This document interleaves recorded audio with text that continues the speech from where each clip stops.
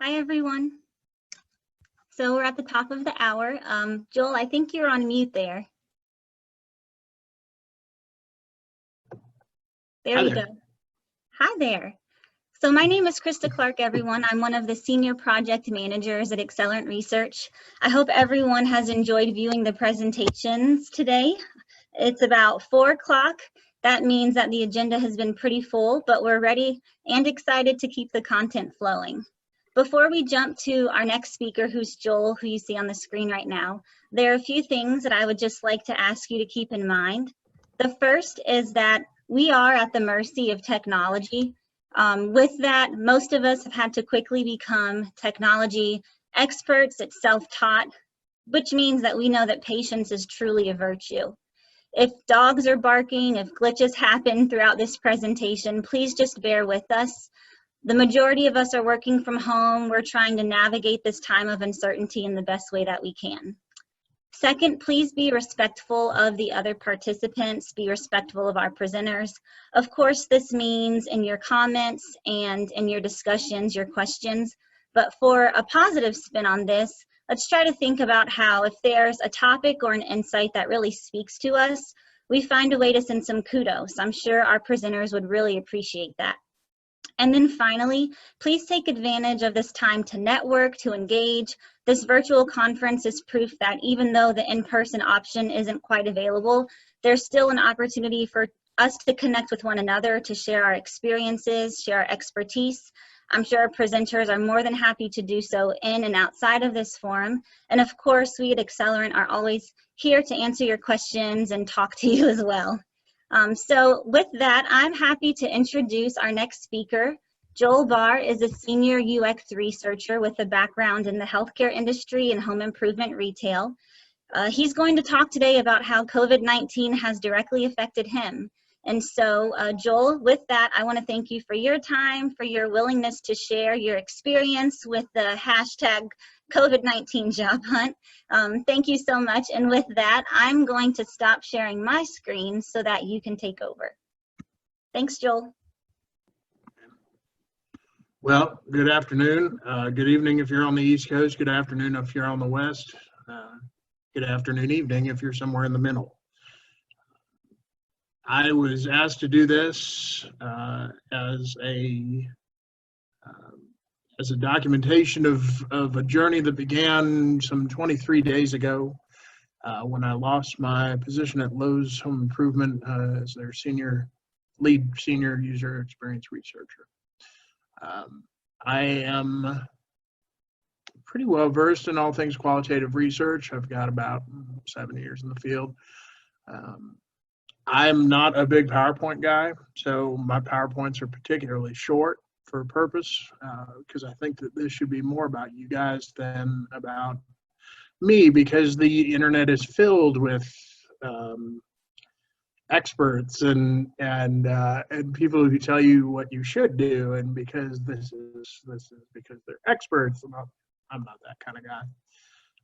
So I'll do short presentation and leave hopefully around 45-ish minutes for questions or whatever you want to ask me, you can. Doesn't matter what it is about UX research or the hashtag or what it's like to do what I do on LinkedIn or how do I make my posts or any of that other stuff. I'm happy to answer anything you have. So let's see if we can get a screen share going here.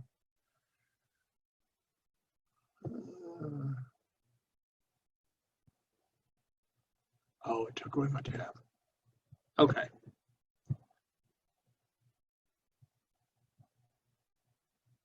Minimize this. Bing. Okay. So essentially, this slide originally said, "What on earth were you thinking?" Because my mom, my mom keeps up with my LinkedIn posts. She's one of my biggest fans, like my secret fan. She doesn't like or comment or anything. She just, watches, and then like I'll get a I'll get a text or a phone call really, really quickly that says you need to go back and edit that, or or why on earth did you say that? And so one of the big questions she said was, "What on earth were you thinking?" So I'm sure many of you who keep up with my page who think I'm insane for doing what I do That's okay. She does too, as it turns out. Um, so the background on how the hashtag came up or was created, just a little bit here. In October 19, I came in one day to my job at United Health Group, having built their qualitative capability under United Healthcare, and didn't have a job. And they culled something like 30% of the UX force, or some gigantic number. The folks that were in Minnesota said they drove in, and what they saw were a steady stream of people with boxes with tears in their eyes. And so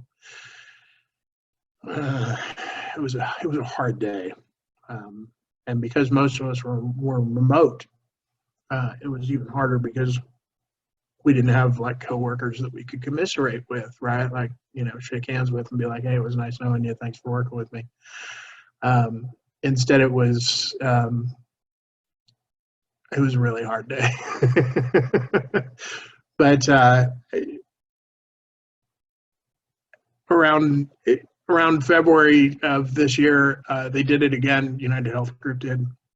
And a friend of mine wrote to me and said they did it again. And I go, and then I didn't even have to ask. I knew exactly what she was talking about. And so I wrote a posting that garnered 100,000 views that said, if you got laid off by United Health Group, come find me. We'll find jobs together. Now, at the time, I was working for Lowe's Home Improvement, leading the research teams, but I felt a good amount of solidarity to those folks because I'd been in their position before and knew what it was like to work from home and have your heart ripped out of your chest by somebody you didn't even know. Yeah. So on March 13th, on a full moon, on Friday the 13th, on a full moon, in the middle of a coronavirus, Lowe's cut my contract short and sent me home. I moved there on my own dime. I had virtually no money to my name. I had a little bit in savings, but it was unexpected. So I went home, and then as soon as I did, the governor quarantined the whole state of Colorado for a while. Who knows when that'll get over. So there's the original post. I wrote this, like, I'd say the day after Lowe's cut me. Essentially, I wanted to provide transparency on my own journey, because looking for work, especially in a crap economy, and make no mistake, this is the single quickest and largest recession in this country's history. You can go all the way back to 1887 and the great cattle pandemic. The die-off and that caused that market crash all the way up to this present day. There were signs early on that something was amiss. This one came on all too suddenly. So I really wanted to give people a sense of the journey and give people hope at the same time if I could. I think there's a great deal of power and empathy, and I speak about this both from a user research standpoint and from a humanities standpoint. We live in a time where individuality is emphasized so much that I think empathy gets kind of thrown by the wayside. So I really do try to convey that empathy through my postings, and that we aren't just alone in this. We are all together, that indeed, from the most junior research associate all the way up to the most senior, we're all in this together. And the same things that happen to junior researchers in terms of recruiting and in terms of looking for work and being ghosted happens to me just as much as it does to them. The only difference is that I'll actively call people out that ghost me, because I don't think there's any excuse for it.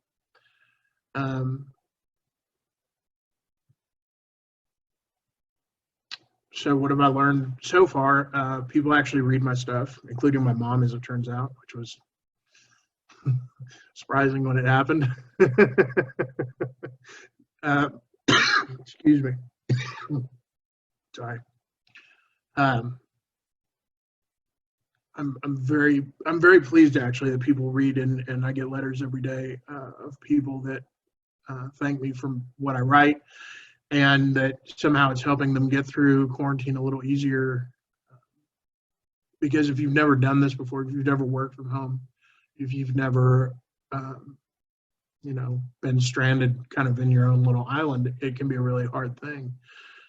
So I'm very appreciative of folks that write me letters and say, thank you for doing what it is you're doing, and then normally in the exact same letter and on nearly in the same paragraph, they'll say, can you look at my portfolio and or my resume or whatever it is, and my answer is always yes, because I mean I serve them.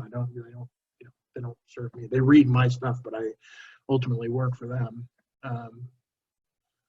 And yeah. Oh, and I might mention my dogs might make a cameo in this show. So just they're barkers, so I'm very sorry about that ahead of time. They're adorable though.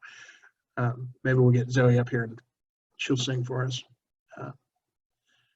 Anyway, I try to make it a point when I do call somebody out or a company out for crappy business practices or crappy recruiting practices that I give them grace, because I know they're working just as hard as I am. I don't think I'm some kind of snowflake. I really try not to play the prima donna card that much.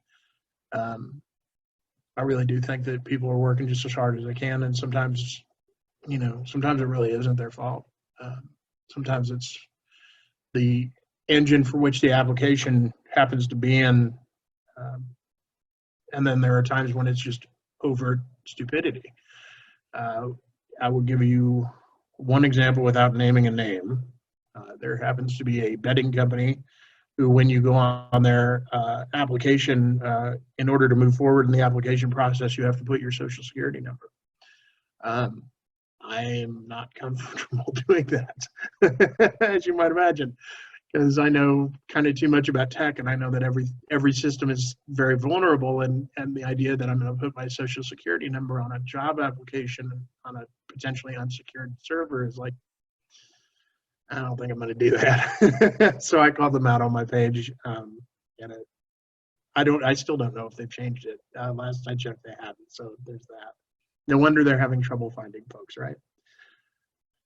And then finally, just kind of next steps, things that I do that might help you.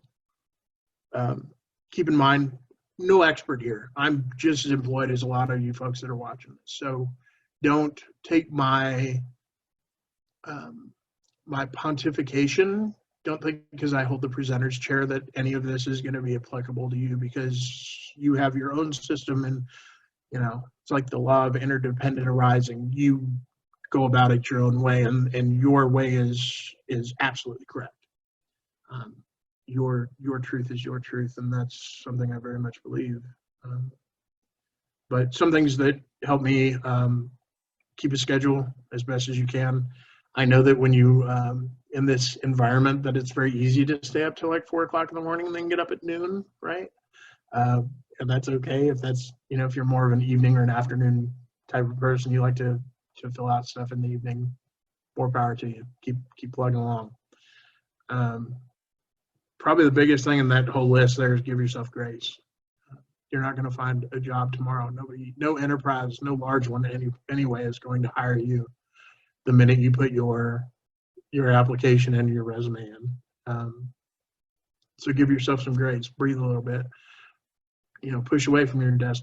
Go do something else. Go walking. I don't know where most of y'all live, but I live in a gorgeous part of Colorado that allows for a lot of getting out and walking and moving around. And God, I tell you what, it helps me immensely to get out and get the blood moving. It does a lot for my mental state as well. So that's about it, really. I'm happy to answer any questions that you might have, and you can ask me anything, actually. So thanks. There we go.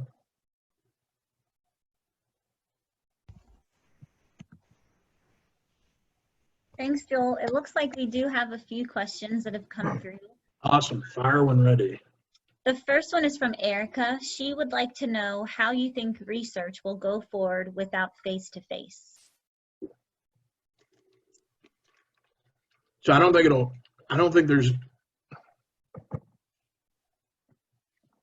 always going to be face-to-face. There always will be.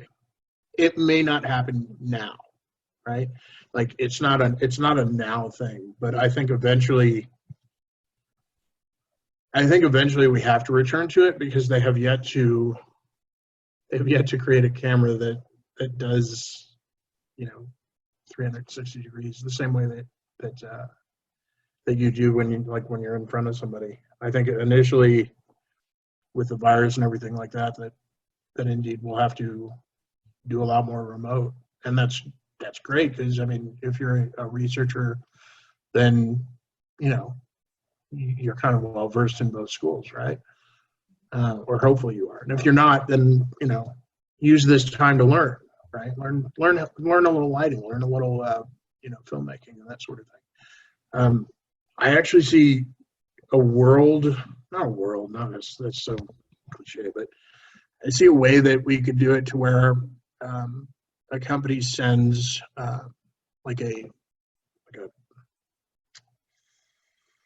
don't know what you'd call it. Like it's not a tripod necessarily, but it's like a stand, has a good O-ring light on it or a good eye light, right? And you put your phone on it and then record like unmoderated or moderated tests from that, so that you get kind of the full immersion idea. I also think that there are a lot of really good companies out there that do remote work really well or facilitate it really well. That I think have kind of been waiting for this moment to come along. And I think that they're going to do very well, really, and I think we should use them at every turn if we can. Another question from Erica is, what is the best technology to use for UX research? Your brain, your empathy, short reporting. Yeah, tools will come and go. For tomorrow they could come out with a camera that does the exact same thing that your eyes do, and that the depth and the ability to view body language and that sort of thing through a screen, that camera could come out tomorrow in high definition and be just like if you were sitting in the room. I don't know, but I think that the core things of researchers that really matter are the ability to use empathy and to use your brain to tease out insights that you might otherwise not have gotten if you just thrown a program in front of somebody and said, what do you think? Which before UX research was kind of how it went, right? So I think the basics are always going to be there. So empathy and using your mind and knowing how to engage somebody in a conversation that has to do around a product or a design that and not on them themselves. They are our currency. Our users are our currency. They are what we trade on. You talked a lot about your experience with the job hunt. Erica also wants to know what kind of company you will look for now that you've gone through this experience. I still love large enterprises. And part of that, and I know I'm such a sellout. I really am. But I love, for a long time I've freelanced for a lot of small businesses and nonprofits and folks that couldn't pay me to do what I loved. And I had to do a lot of research out of my own pocket, gift cards and that sort of thing, to entice people to come sit with me and, come look at this, this nonprofit page and application and whatever. I really love that I can do research and have a budget to do it. And even if that means that things don't get done nearly as quickly as I'd like, I like the idea of um, never having to worry about budgeting to afford to do user research.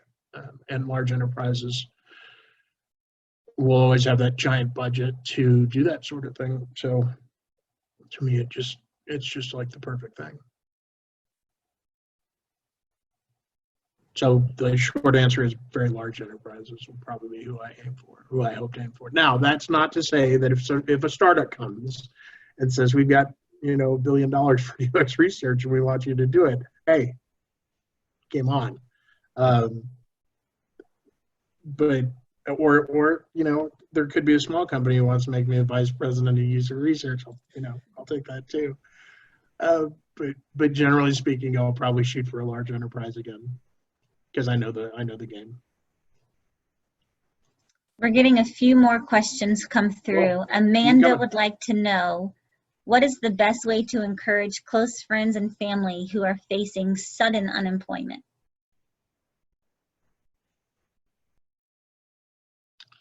I mean, first off, do what every good user researcher does, and that's listen. These talks are so strange for me because I'm so used to doing my job being quiet and listening to other people's talks, and for me to talk, it's just like, oh my God, what, you really want to know? The biggest thing is listen to them, listen to their gripes, listen to their stories about their offices and the quirky people they worked with. And I encourage them to just keep churning. God, keep plugging along. You never know. Especially if you're in tech, UX is still hiring up. Apple has a bunch of human factors jobs out there that I applied for last night. So, and they could call today. I don't know. My phone's been silent, so probably not, but you never know, right? Keep churning. Just encourage them to keep churning. It's so easy to get that couch lock thing, where you just flop on the couch and, surf TikTok all day. Not that I know how that is or anything, right? Not me. So just keep their heads up, keep their chins up. This thing is temporary. As sure as I'm sitting here, in a few months, we're all going to be, it'll probably be remote, but we'll all be back at work probably. It's just a matter of having an industry adjust to the time, and some of this is a kind of one of those adapt or die moments where large enterprise anyway, has to adapt to history, right, or history in the making, right? There are a lot of enterprises out there who for many, many years, despite a predilection, I guess you could say, with people being on site, like right there, now have to come up with some kind of plan to have everybody work remotely. Now, great thing about working for United Health Group was that something like 60% of their workforce are scattered around the country. So I had a good year and 3 months or whatever it was, where I was completely remote. I built the qualitative capability for UHC where you see me sitting. This is my office. And so that it's going to take a lot of getting used to, though. So if you've been on site your entire career, being remote is going to mess with you a little bit. One, because your office, your workplace is like 30 feet from your bedroom if you live in an apartment. If you have a bad day, you literally can't. You have to literally leave it at your desk and not carry it into your family, because your family doesn't deserve that ire, So that's a hard thing to get used to. And in the beginning of my UHC time, there were nights where I'd have like a really tough day, and my partners, and the dogs and everything like that would get my, You got to learn how to leave it at your desk, and just keep a schedule, really. I'm gonna get some water if that's okay. Yeah, no problem. Everyone is loving all of the advice that you're giving. We're getting a lot of comments and questions. The next question Keep them coming. is about how to, let's see, it says with so many people in UX entering the industry, most of them newbies, do you see opportunities opening up after COVID to accommodate the vast majority of them? And if so, what should they do to emphasize their resumes, their cover letters? What should they say to grab attention? The vast majority of them? That's a great question. Yes, there's opportunity. I got a letter today actually from a gentleman who I did a portfolio and resume review for, who was asking about junior designers and junior researchers, because he's gotten hired, as a principal, and now he wants to hire new folks. So yes, there's opportunity. You probably won't find it on LinkedIn's job boards, because a hiring manager has a very limited amount of time to view 35,000 emails with resumes and portfolios. Everybody's saying, I can do what you need me to do. It's a tough thing to do. And hiring managers also are put in this terrible position, and this is especially true for enterprise.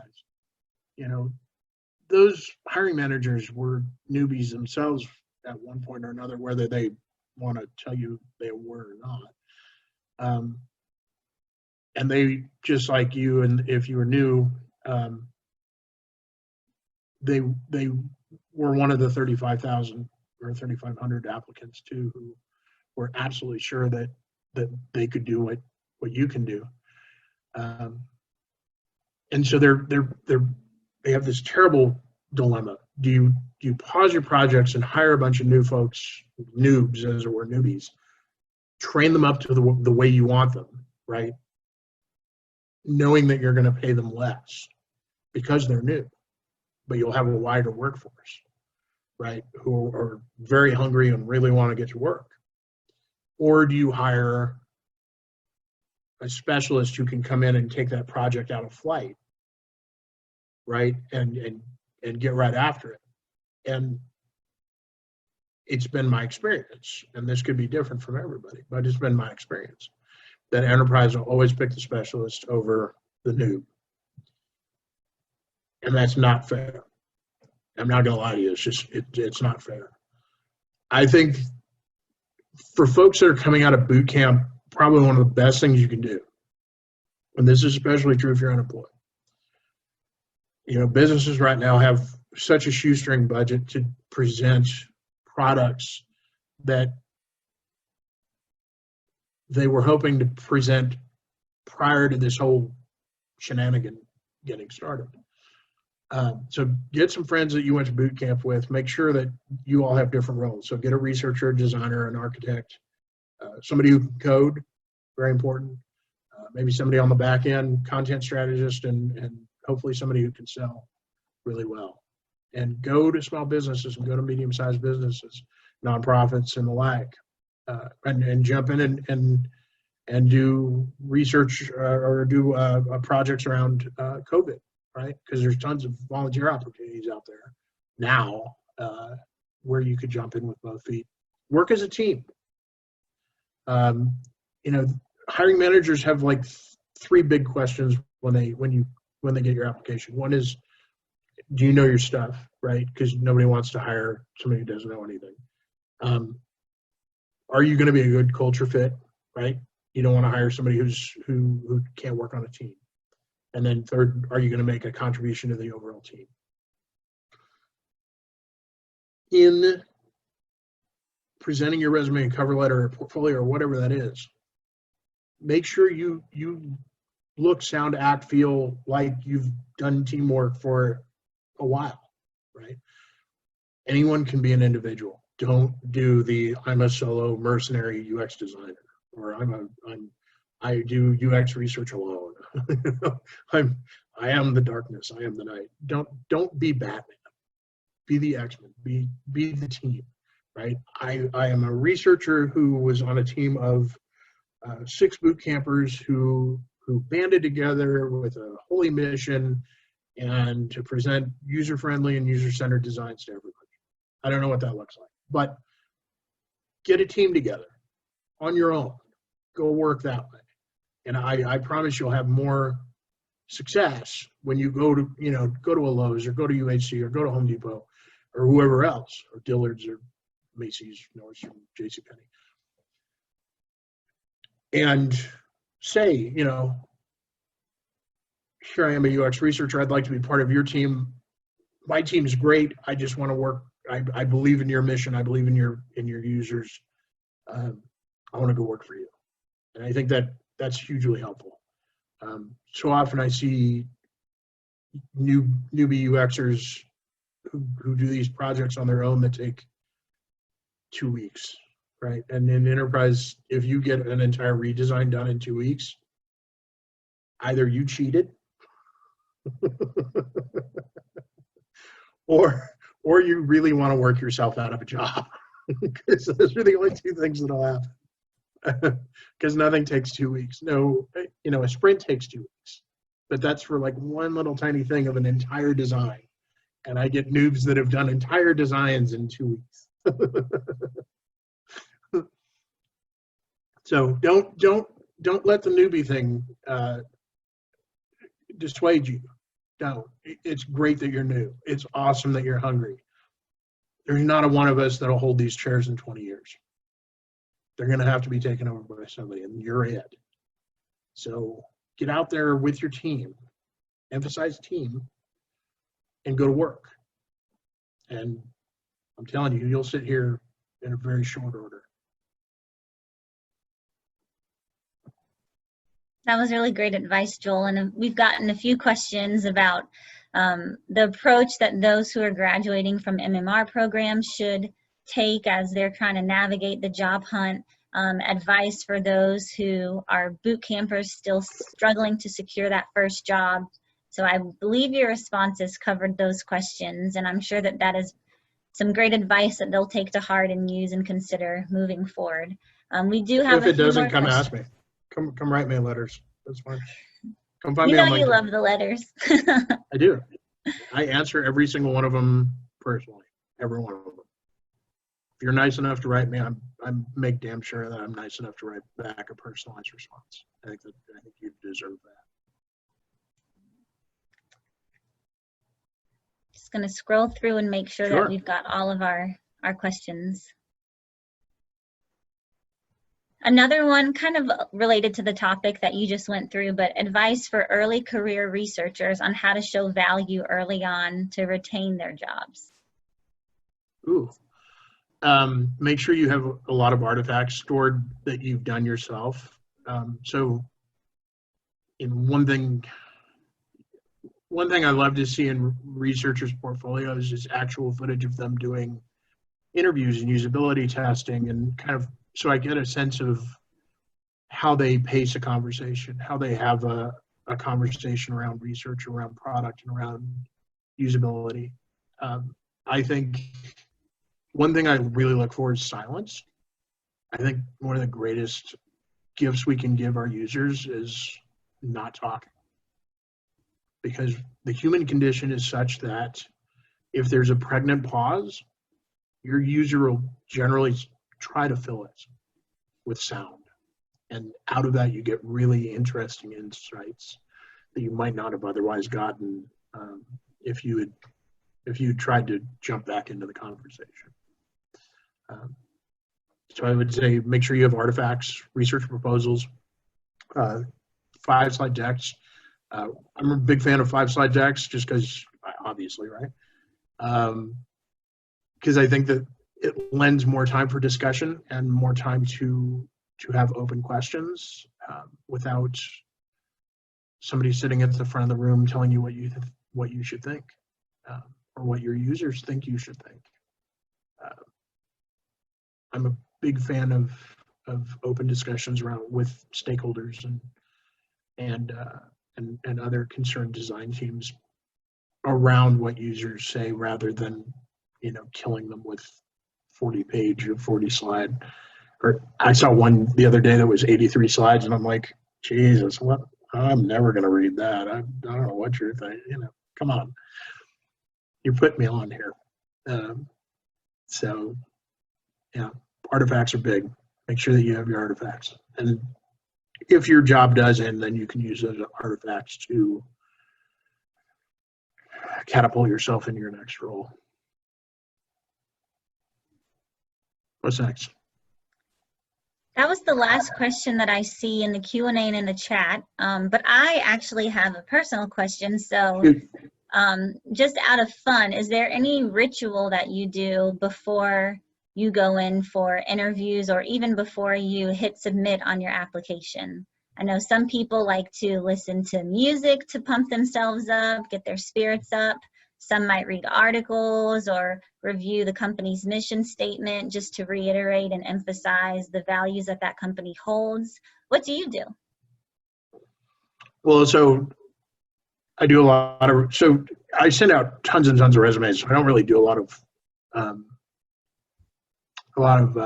background on the company unless they want to talk to me specifically. Like, I don't, for interviews and that sort of thing. Then I look into the company, and I'm like, oh, no. If they're interested in me, perhaps I should probably show some basis interest in them as well. I listen to a lot of music when I'm working. It's generally loud, and it's generally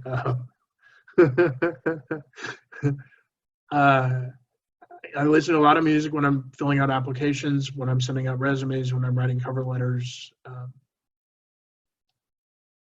But as far as ritual goes before interviews and all that, I really don't. I do them fairly cold because I never want to. I think expectations, if you have preconceived expectations as you're going into an interview, that can bias the way that you perform. So I do them fairly cold. Just like this. Like I wrote this deck like 3 days ago, and I didn't really revise it at all because I didn't want the emphasis to be on the deck and more about the folks who are watching, because they're presumably in the same boat that I am. So I wanted it to be about them and not, some pretty little PowerPoint. Thanks, Joel. While we were talking, another question came in. Cool. Do you change your resume and cover letter for every job you apply to? Resume, no, because I think you get too many resume versions out there. It starts making people look a little dishonest. I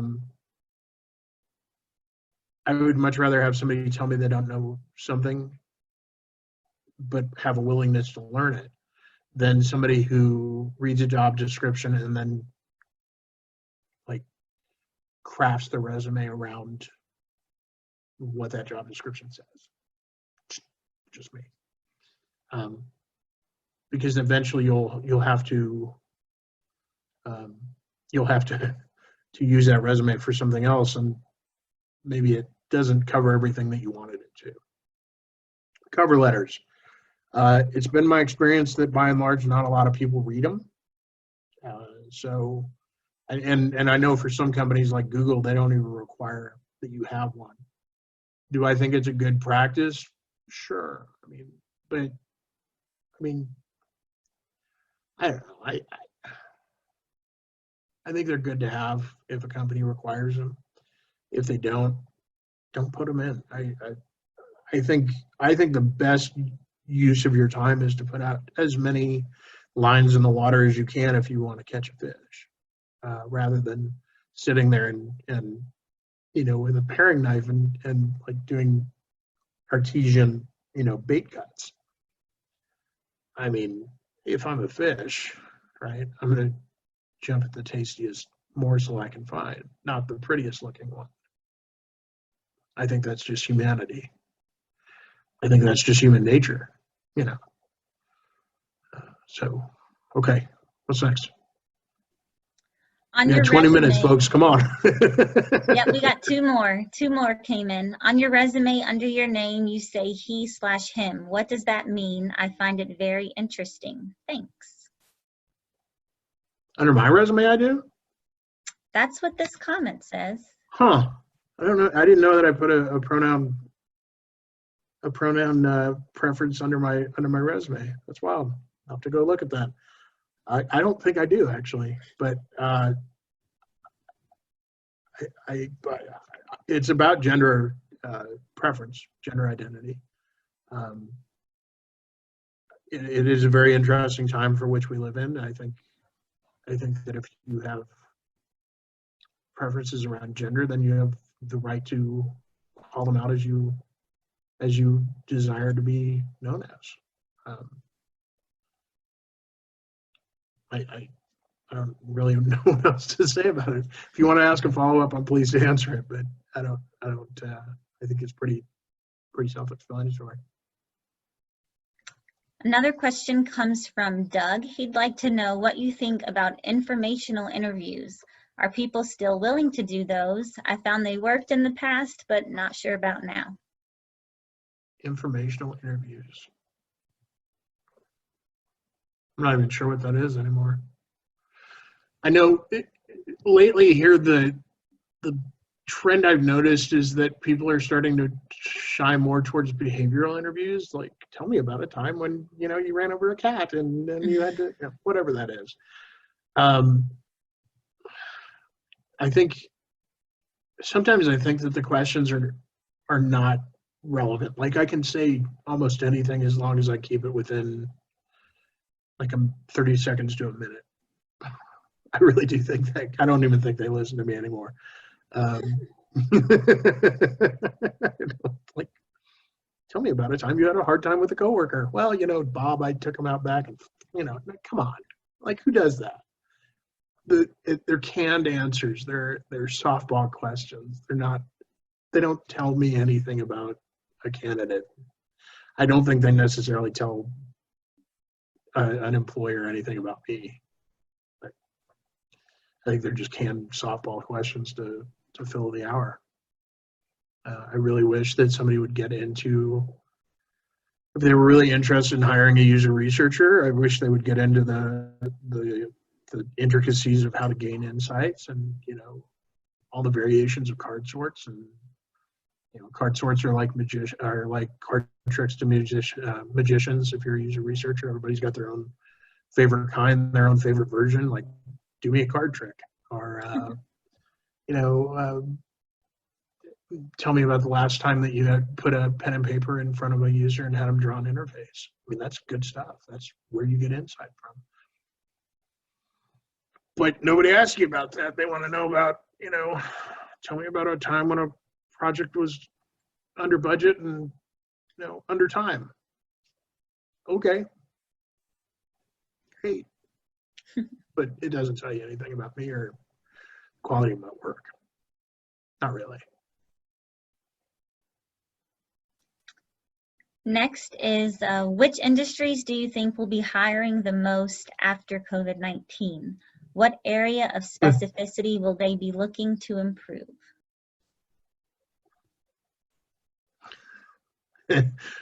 3M's definitely going to be hiring. They need mask makers.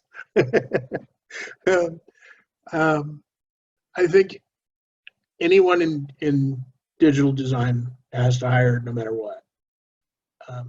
And I think that's true because we're going to start, one man's opinion, I think we're going to work from home a heck of a lot more, which means we're going to have a lot more online tools in order to do our work effectively in the same way that we did it on site. And I think that companies who manufacture, no, that's not a good word, produce those tools are going to need to make them as user-centered in their design and user-friendly as possible. Otherwise, we're not going to use them. And I think that those companies are going to need user researchers and user designers who know backwards and forwards UX laws and how to do usability testing remotely or in person for that matter. So I think those are the industries that are going to come up most. Now, I've been doing a lot of work around applying to telehealth companies because I think, and I've thought since United Healthcare, that there's a trend away from everybody going into the hospital when you get sick. I think your hospital room, your doctor's office is your bedroom. I really do. I think that in the future, we're like, you have to understand why healthcare is so expensive to know that the way the pendulum swings back the other way is through telehealth. If you really want to make healthcare affordable, do it out of your bedroom. Don't go to a doctor's office. Do it in the comfort of your own home. There are peripherals out now where you can do blood pressure that send that information to your doctor. There's pulmonary testing. There's diabetes testing. It goes over Bluetooth. It goes over, hardwired internet connection. Do those. Don't go to a hospital. Because hospitals are great. And I grew up in one. My dad is a cardiologist. My dad's a cardiologist in Kansas City. Great guy. But his hospital has like a pool in it. It's got a great workout room. It's got fountains. It's got this. It's got that. It's got a 24-hour cafeteria. All those things those hospitals have cost them money. And that cost for those accoutrements, right, are passed on to the patient. You pay for those when you go into the hospital. You really want to make healthcare cheaper? Stay home. See your doctor from your phone. Healthcare changes overnight. It really does. And hospitals no longer have to be these gigantic pantheons of shared disease. Because let's be honest, if you go find the folks that think COVID is a farce, a hoax. Tell them to go to any hospital in the 5 boroughs and take 12 hours of deep breaths without a mask on and see how much it's a hoax then. You know what I mean? Like, hospitals are places where you go get well, but they are also places you can get sick. So stay home and go see your doctor on your phone. Use peripherals. Like, that's one of the things that we did at UHC was we're on the innovations team. So we were developing ways to, get a hospital room inside your bedroom if you needed one. In fact, I know for a fact, or at least it used to be, that Amazon offered an entire hospital room in a box for like $300,000. Bed, monitoring equipment, you name it. I think that's our healthcare in the future, or at least I hope it is.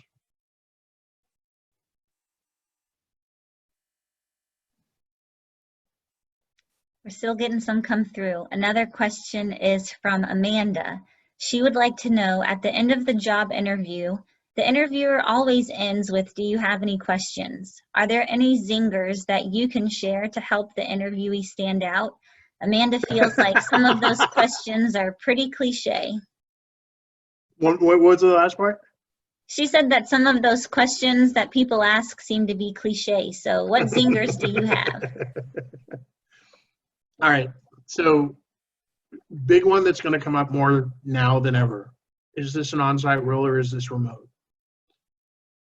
And that is something to really drill down on, because especially now, is relocation covered? What is the record of your workplace in COVID-19? Do you have a lot of people on site who have gotten sick? My former employer, who I will not name, but you can go look up, did not have a go home order when people started getting sick. And there were people in my office who were very sick indeed. Now, I avoided them, like 20 feet, because but that's an important thing to ask. And if it is on site, then you need to make some kind of calculus as to what risk you're willing to accept. You'll want to ask, obviously, about what the pathway for interviews are. Nobody goes through one interview and gets a job. It just, not in large enterprise anyway. Now, small business, that's another thing. But in large enterprises, there's usually 3 or 5 rounds that you have to go through. And it's important that you ask about that so you know what's coming. It lets you be a more informed candidate.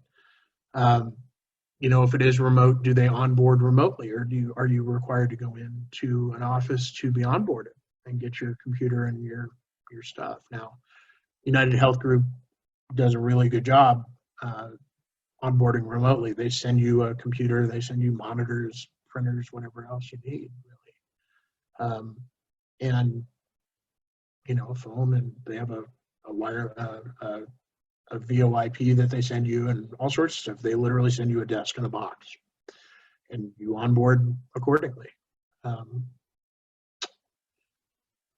One question that I use all the time that's kind of a user researcher question that sometimes throws people for a loop, and I never I'd never had it used on me until very recently. I had a lady who was interviewing me for a position in New York City that used it on me unprompted, and it blew me away. And I was like, oh, hey, I got to pay attention now.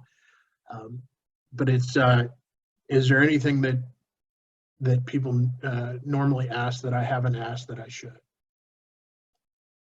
And what that cues the interviewer into is, is there anything that you would normally hear from a user that you haven't yet from me? So that's a really good one. Okay.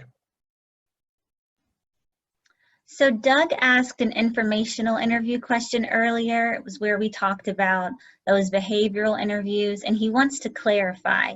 Shoot. By informational interviews, Doug was talking about when you reach out to a professional and do so in order to learn more about what that professional does, see if they have any advice for you.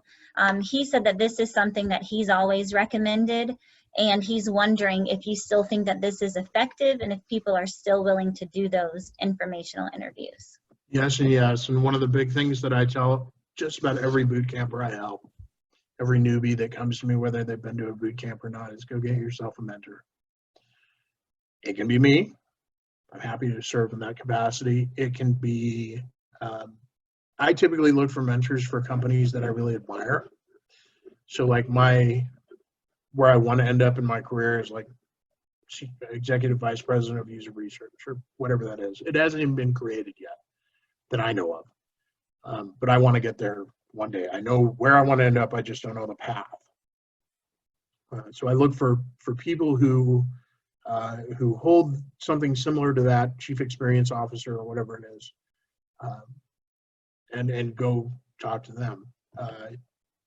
I think boot campers should have up to like 4 mentors, so like 1 a week, and just check in with them once a week, right? So you have one week, second week you have another one, third week you have another one, fourth week.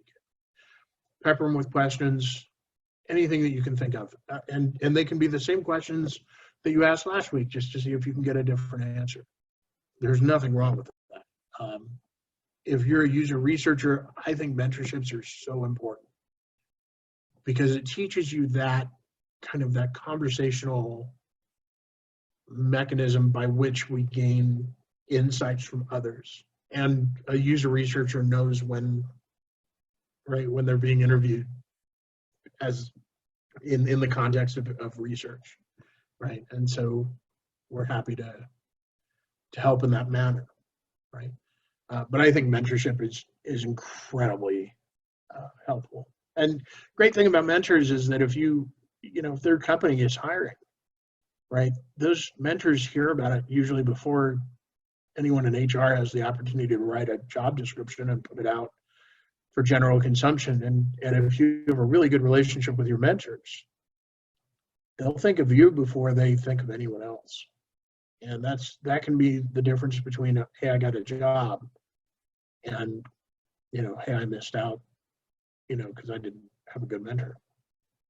So yeah, hugely important. Keep doing it. Whoever asked that question, keep looking for mentors, and be a mentor to somebody else. Be astounded what you know when somebody asks you what you think. What's next? So there are some folks who are not as familiar with some of the terminology. They would like to know what you mean by boot camper. Is that a UX classification? It is not. And I'm sorry about the jargon. I really try not to use too much jargon. I really do. So feel free to ask me definitions. Totally okay with answering any questions about definitions. A boot camper is somebody who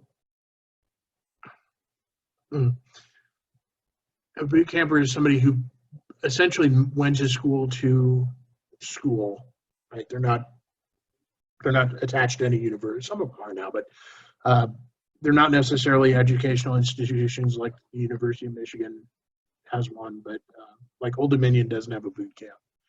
You're expected to go learn about human factor psychology and ergonomics and then transition into UX.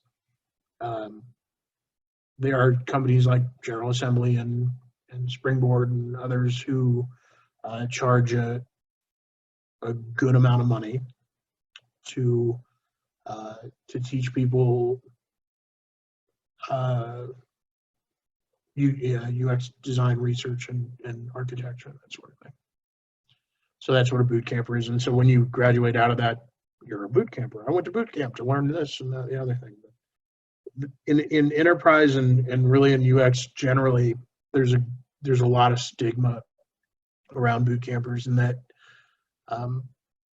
for whatever reason, and I've never figured out why this is, but when boot campers graduate, they're so hungry and they're so itching to get into the workforce that sometimes they come across as being like Wyatt Earp, or like Batman, like I can do everything myself alone, and nobody actually works that way, not in enterprise anyway. So it can get a little itchy, right? So that's one thing to keep in mind. I had a boot camper reach out to me and tell me that out of 30 people in their little cohort, only 5 of them actually got jobs. Essentially, the boot camp, and I won't name who they are, got them an interview for an internship with a large enterprise. And when that enterprise made their selections of who they wanted to work with, everybody else basically got ghosted. And that led to a posting, probably 3 months ago now, where I said, if you went to a boot camp and you got ghosted, you come find me and I'm happy to mentor you and do whatever you need me to do, portfolio reviews, resumes, etc. Because I think stigmas are dumb. I think that people, if you give them a chance, will amaze you at what they can do. And I think that's especially true for boot campers, because a lot of them are people that are workforce that are trying to transition as something that is more akin to what they believe and kind of probably is more lucrative than the job they held, or they at least find more fascination with it than the job they held. So these are working professionals who have very advanced degrees who are trying to get into UX because they're trying to benefit a user. And I think that's exemplary, and I think that's something worth encouraging. And I think the stigma behind it is dumb. So I'm not going to play into it. I'm going to actually help them as much as I can. And I think good UXers do that and should do that. So Joel, we've got about 1 minute left. I can get this final question in, and then if there are any other questions, I'll make sure that we get those to you and you have the opportunity to respond. The last question, and our next speaker will be joining pretty soon, so I want to be mindful of that. But what are your thoughts on translating existing research skills like TV audience analytics to UX research? Have you seen people make a smooth transition, and what key advice would you give? So if you're doing audience analytics, great thing is that you're essentially custom making your way into a quantitative research position. Probably the biggest little bit of advice I can give to you, always keep the user in mind.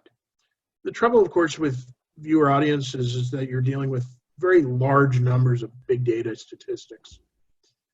If you can take that giant, cut of people, right, and get it down to like one and figure out the insights that one can provide you that will then extrapolate into the users. In other words, instead of a bottom-down approach or a bottom large to small, think small to large. It's just change your perspective, and I think that you can make your way quite successfully. Actually, I haven't seen anybody do it yet, but that doesn't mean you can't be the first. Before I go, you can find me on LinkedIn, Joel Barr. Shouldn't have any trouble finding me. I have a bow tie on if that helps. If there's more than, I know there's more than one Joel Barr on LinkedIn because we're all friends. We're all friends together. Come find me and I'll be happy to mentor you or look at your resume, portfolio, talk. You want to talk shop, I'm happy to. We're all in this together. Remember to give yourself grace. Remember to love yourself. There's no one else like you. So keep up, keep churning, keep fighting. You got this. I believe in you. Thank you so much, Joel. This has been a great conversation. We appreciate your time. Thanks to Bill and thanks to you for Accelerant for wanting me to pontificate for an hour. That's awful nice of you. Of course. Any other questions, we'll be sure to send those over to you, okay? Have a great day. You bet. Thanks so You too. much.